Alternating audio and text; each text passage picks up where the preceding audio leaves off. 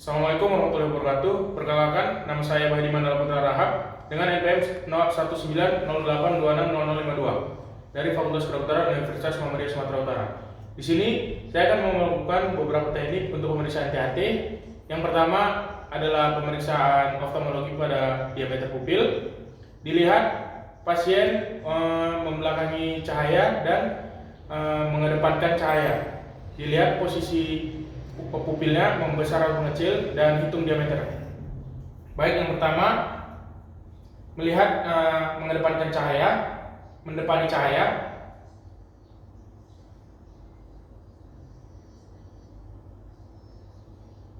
Pada pasien normal, pupil apabila melihat cahaya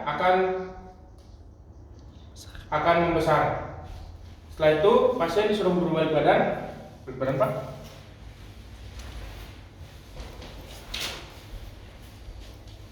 Membelakangi cahaya dan melihat diameter pupil.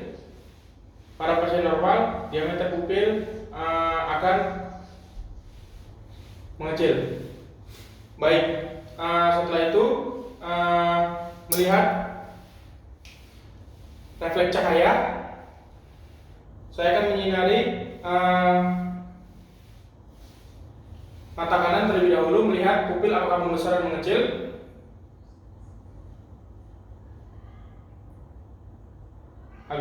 Setelah saya amati mata kanan melihat cahaya dan pupilnya mengecil, dan sebaliknya juga apabila tidak disinari diameter pupil membesar. Setelah itu melihat refleks cahaya indirect, yaitu menyekatkan mata dan melihat reaksi mata kiri seketika mata kanan disinari cahaya. Maka sebaliknya, dan mata yang tidak disinari cahaya terlihat mengecil. Baik,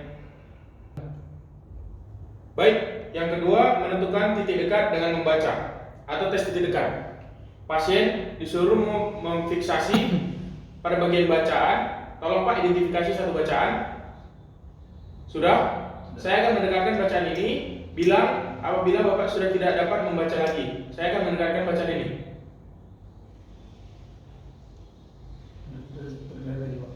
Baik, apabila sudah tidak terlihat, hitung jarak antar pupil kepada bacaan.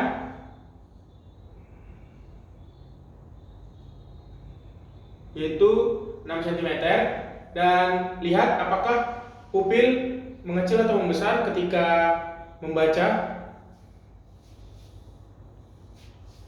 Pupil terlihat normal, yaitu mengecil.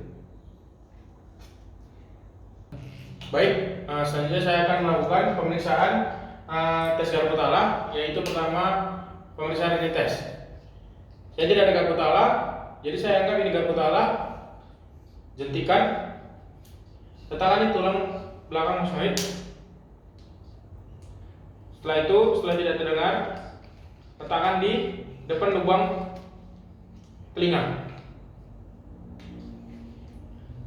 Nah, apa fungsinya rinitis ini?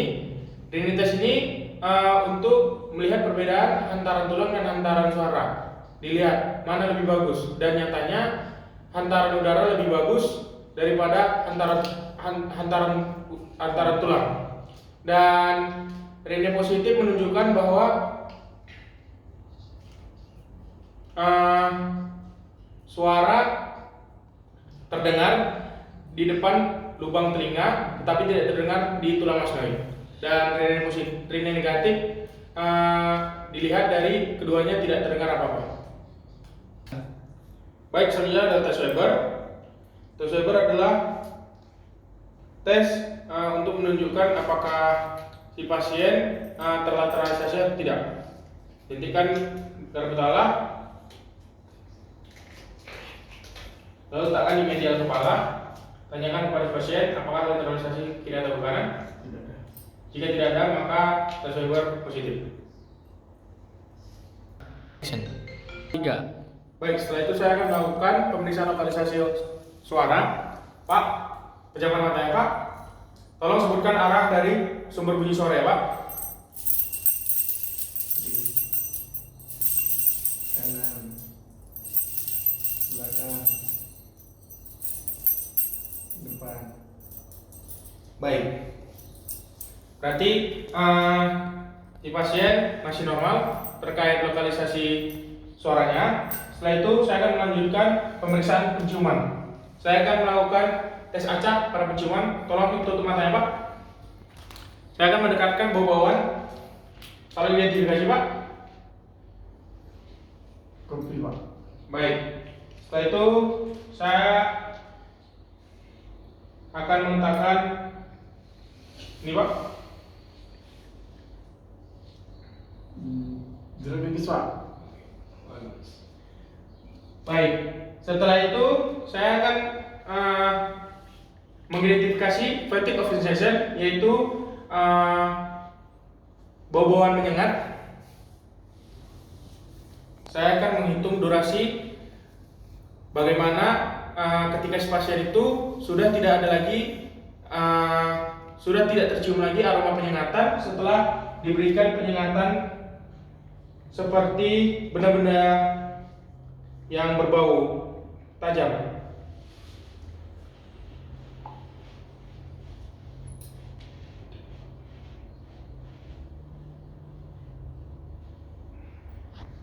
Tiga.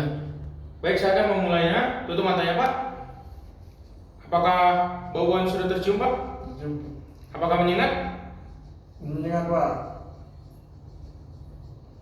Baik, katakan kepada saya apabila Anda sudah tidak tersengat lagi. Udah Pak. Baik, di sini saya mendapati 11 detik. Berarti Anda masih tergolong normal. Setelah itu, Ya. baik, selanjutnya saya akan melakukan pemeriksaan pengecapan. Lanjut juluran lidah Bapak. Lalu lap pakai tisu, lap sendiri Pak. Tutup mata Bapak. Saya akan meletakkan benda-benda di depan ujung lidah Bapak. Identifikasi ya Pak. Ini apakah asam, pahit atau manis? Manis Pak. Manis Pak. Baik, Ya, betul. Netralisasi lagi lidah Bapak dengan kumur-kumur atau mengelapnya. Baik. Selanjutnya benda kedua. Tutup mata ya Pak.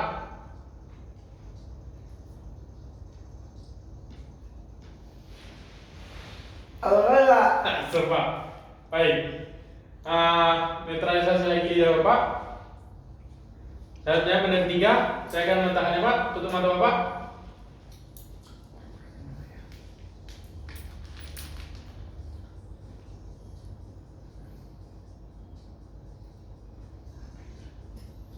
Baik Pak.